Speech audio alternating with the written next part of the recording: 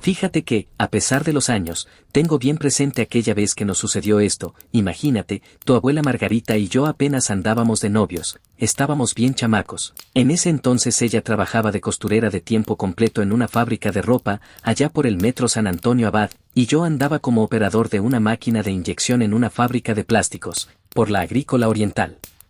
No estábamos tan retirados, pero en aquel entonces en la ciudad, te estoy hablando de hace más de 40 años, pues no había mucho transporte público como ahora, y si le batallábamos bastante para vernos entre semana, aparte de que había temporadas en que a mí me rolaban los turnos en la chamba, por lo que decidimos vernos solo cada 8 días, algunas veces los sábados, pero seguro eran los domingos. Entonces nos íbamos a dar una vuelta a la Alameda, o nos íbamos a la matiné, y después a comer. La pasábamos muy bien. Recuerdo que una semana antes de que nos pasara esto, cuando ya la iba a dejar a su casa, tu abuela Margarita me pidió de favor que el siguiente domingo, que caería en 2 de noviembre, Día de Muertos, la acompañara a visitar la tumba de su mamá, que estaba enterrada en el panteón de Tlapizahuac, rumbo a Ixtapaluca sobre la carretera federal a Puebla. Yo le dije que sí, que por supuesto, así que el siguiente domingo pasé un poco más temprano por ella, todavía la esperé un ratito afuera. Al salir la vi muy triste, al abrazarla, vi sus ojos hinchados y rojos, parecía que había llorado mucho. Cuando le pregunté que si estaba bien, sin alzar la mirada me dijo que sí. Le quité la bolsa de mandado que traía cargando y caminamos hasta la esquina para esperar el pecero. Todo el trayecto se la pasó muy callada. Yo sabía que tenía poco el fallecimiento de su mamá, apenas iba a cumplir 1 año, lamentablemente no llegué a conocerla, y no sabía de que había muerto. Pero no quise preguntarle más, porque las pocas veces que intentamos hablar de eso, se ponía muy triste. Así que solo la abracé para que sintiera de alguna manera mi apoyo.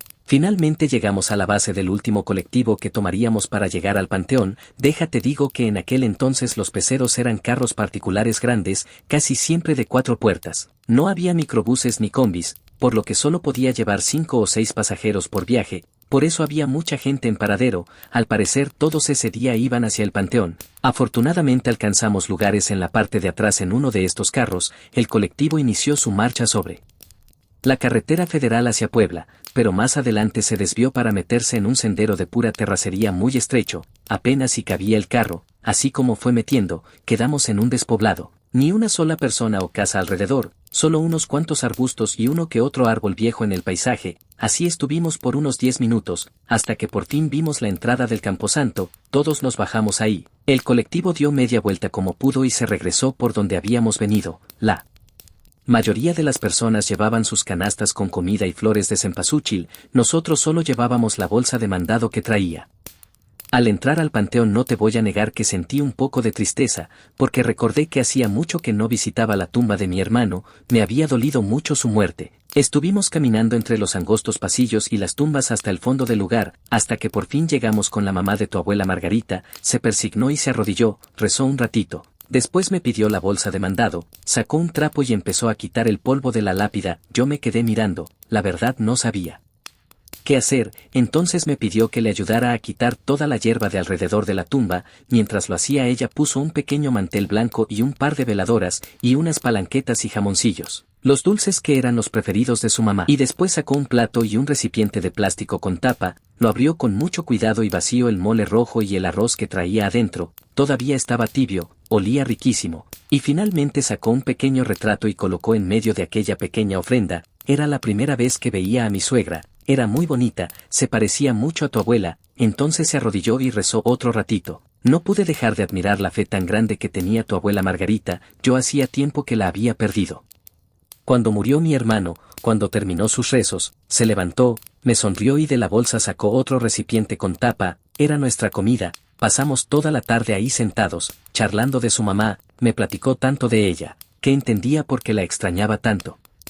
Poco a poco fue anocheciendo, la gente recogía sus ofrendas y se iban, y el panteón se fue vaciando. Yo creo que fuimos los últimos que salimos de ahí. Tu abuela Margarita guardó todo en la bolsa de mandado y nos dirigimos a la salida. Ya estaba oscuro y había muy poco alumbrado dentro del camposanto. Yo me hacía el valiente de la mano de tu abuela, pero caminar en la penumbra entre tumbas y lápidas, sí me daba algo de miedo. Al llegar a la entrada nos dimos cuenta que éramos los únicos que Estábamos en la parada del colectivo, entonces empezó a tronar el cielo y cayeron las primeras gotas. Yo pensé que ya no agarraríamos carro y que tendríamos que caminar hasta el paradero bajo la lluvia, pero tu abuela me dijo que el último colectivo pasaba a las 10 de la noche, entonces solo esperamos un poco más. Cuando vimos que se acercaba un carro, iba vacío, le hicimos la parada y nos metimos en la parte de atrás. Tu abuela seguía muy triste, yo le pregunté qué pasaba, entonces me dijo que hubiera querido despedirse de su mamá, que cuando le avisaron que se puso mala, pidió permiso en el trabajo y se fue directamente al hospital corriendo, pero que cuando llegó ya había fallecido,